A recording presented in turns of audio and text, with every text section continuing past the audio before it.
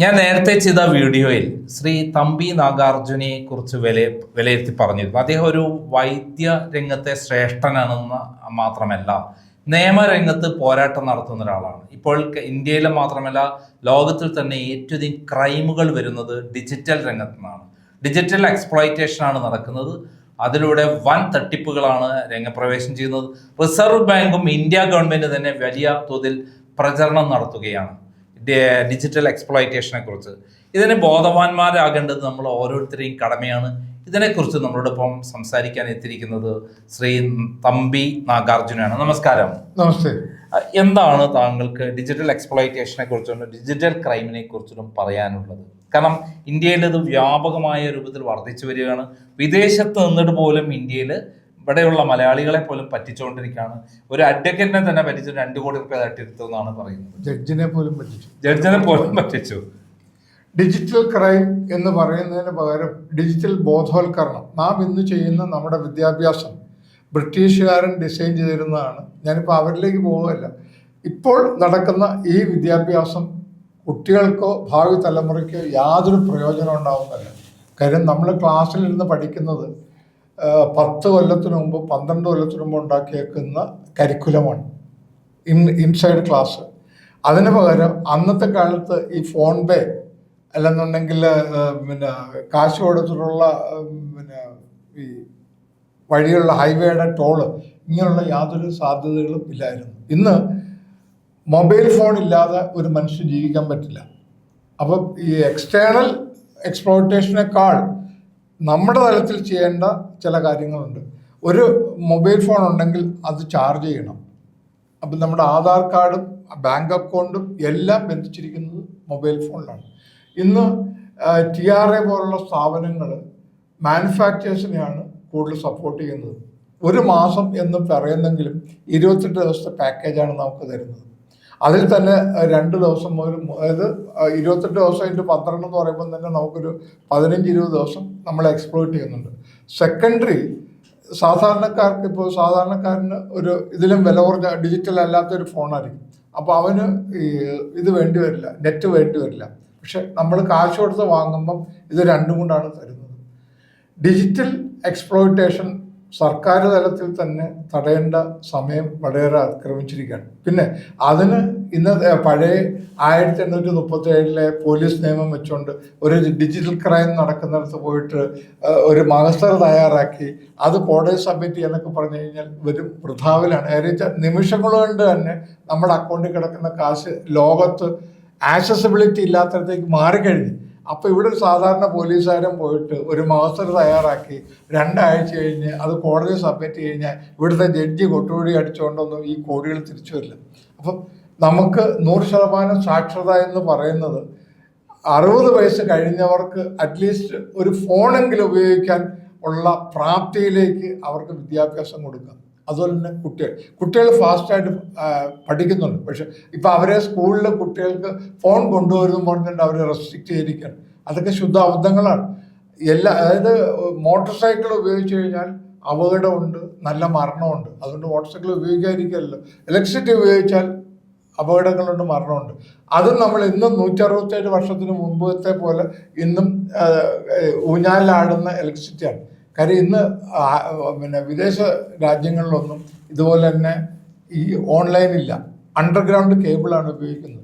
അപ്പം നമ്മളൊരു സാങ്കേതിക വിദ്യ അഡോപ്റ്റ് ചെയ്യുമ്പോൾ അതിൻ്റെ എല്ലാ കാര്യങ്ങളും നാം ഉൾക്കൊള്ളണം.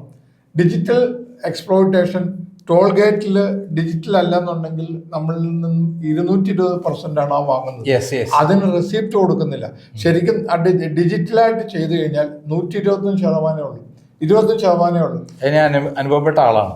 പക്ഷെ അവിടെ നമുക്കെന്ന് വെച്ചാൽ നമ്മൾ ഒറ്റയ്ക്കാണ്, നമ്മുടെ സമയം വിലപ്പെട്ടതാണ്. അപ്പോൾ അവിടെ നമ്മൾ തർക്കിക്കാൻ നിന്ന് കഴിഞ്ഞാൽ പുറകെ നിൽക്കുന്ന ഇമ്പേഷ്യൻ്റ് ആയിരിക്കും, 10-60 പേര് കാണും. അപ്പം നമ്മളവിടെ വിക്ടിമൈസ് ചെയ്യപ്പെടുകയാണ്. ഇതിനൊക്കെ ഒരു മാറ്റം ഉണ്ടാവണമെന്നുണ്ടെങ്കിൽ ഗവൺമെൻറ് തലത്തിൽ അതിൽ നമുക്ക് ബോധം ഉണ്ടാവണം. അപ്പം നമുക്ക് ബോധം ഉണ്ടാവണമെന്നുണ്ടെങ്കിൽ ഞാൻ പറയുകയാണെങ്കിൽ ഗവൺമെൻറ് മിഷനെ കാട്ടി NGOസിനാണ് ഇത് ഏറ്റെടുക്കാനുള്ള സാധ്യത. NGOs ഓരോ തലങ്ങളിലും പഞ്ചായത്ത് തലത്തിൽ ഇതിനെ പഠിപ്പിച്ച് വയോവൃദ്ധർക്ക് എങ്ങനെ ഫോൺ ഉപയോഗിക്കണമെന്ന്. നമ്മളിപ്പോൾ ഒരു ഫോൺ കൊണ്ടു നടക്കുന്ന മിക്കവാറും ആളുകൾക്ക് ഇതെങ്ങനെ ഉപയോഗിക്കണമെന്നറിയില്ല. ഒരു പാസ്വേഡ് എങ്ങനെ ഉപയോഗിക്കണം എന്നറിയില്ല. അപ്പം അങ്ങനെയൊക്കെ വരുമ്പം നമ്മളെ എക്സ്പ്ലോയിറ്റ് ചെയ്യാൻ നമ്മൾ തന്നെ നിന്നു കൊടുക്കുന്ന ഒരു അവസ്ഥയാണ്. ഇതിന് മാറ്റങ്ങൾ ഉണ്ടാവണം. യുവതലമുറ, കുട്ടികൾ വലിയവരെ പഠിപ്പിക്കേണ്ട ഒരു ചുമതല ഏറ്റെടുക്കണമെന്നാണ് ഞാൻ പറയുന്നത്. സ്കൂൾ തലത്തിലും കോളേജ് തലത്തിലുള്ള യുവാക്കൾ വയസ്സന്മാരെ പഠിപ്പിക്കാൻ വേണ്ടി പഞ്ചായത്ത് തലത്തിൽ വോളണ്ടറി ആയിട്ട് ചെന്നിട്ട് അതിൻ്റെ ഒരു രീതിപ്പെട്ട ക്ലബ്ബ് പോലെ ഉണ്ടാക്കി പഠിപ്പിക്കേണ്ട അവസ്ഥയാണ്. കാര്യം ഇന്ന് ഹാർഡ് കറൻസി പോയിട്ട് ക്രിപ്റ്റോ കറൻസിയിൽ ചെന്നിരിക്കുകയാണ്. ഇന്നത്തെ വാറ് പോലും ജിയോ പൊളിറ്റിക്സാണ്. നമ്മൾ ഇന്നത്തെ യുദ്ധം എന്ന് പറയുന്നത് പഴയ കണക്കുള്ള കോൺകറിങ് യുദ്ധമല്ല.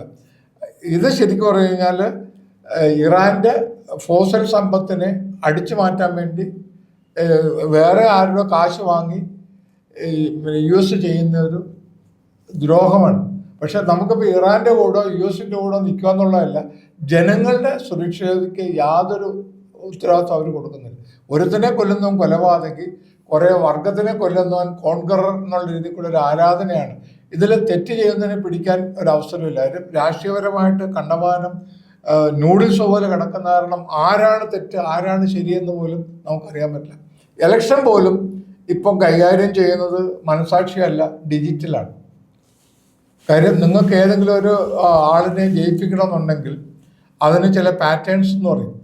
അവർക്ക് നിങ്ങൾ ആ പറയുന്ന കാശ് കൊടുത്തു കഴിഞ്ഞാൽ EVM അട്ടിമറി നടത്താൻ പറ്റും. EVM മാത്രമല്ല, നിങ്ങളുടെ ബ്രെയിൻ വാഷ് ചെയ്യും. നിങ്ങൾ വോട്ട് ചെയ്യാൻ പോകുന്നതിന് മുമ്പ് തന്നെ ആ ഒരു 48 മണിക്കൂർ നിങ്ങളെ ബ്രെയിൻ വാഷ് ചെയ്തിട്ട് നിങ്ങൾ ഇനി എത്ര അടിയുറച്ച ഒരു പാർട്ടിയുടെ വിശ്വാസിയാണെങ്കിലും അതിൽ നിന്ന് മാറ്റി നൈമിഷികമായിട്ടോ ഇത്രയും വലിയൊരു ദുഷ്ടനാണോ, അവൻ പോക്സോ കേസ് പ്രതിയാണോ, ഞാൻ എന്തിനാ അവന് ജയിപ്പിക്കുന്നുള്ള ഇതുകൊണ്ട് നിങ്ങളെ ബ്രെയിൻ വാഷ് ചെയ്യാൻ ഈ ഡിജിറ്റൽ പാറ്റേൺ സാധിക്കും. അങ്ങനെ ചെയ്യുന്ന കുറേ ആളുകളുണ്ട്. അവർ ഈ കേരളത്തിൽ പോലും എൻ്റെ അറിവ് ശരിയാണെങ്കിൽ 6 സീറ്റുകൾ അവർ അഷ്വർ ചെയ്തിട്ടുണ്ട് അവരെ ജയിപ്പിക്കുമെന്ന്.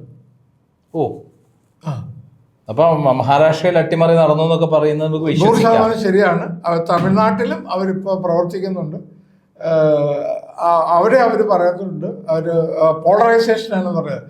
അവർ DMK-യിലും ഒക്കെ പോളറൈസേഷൻ നടത്തിയിട്ട് അതിലേക്കതൊരു മാറ്റും.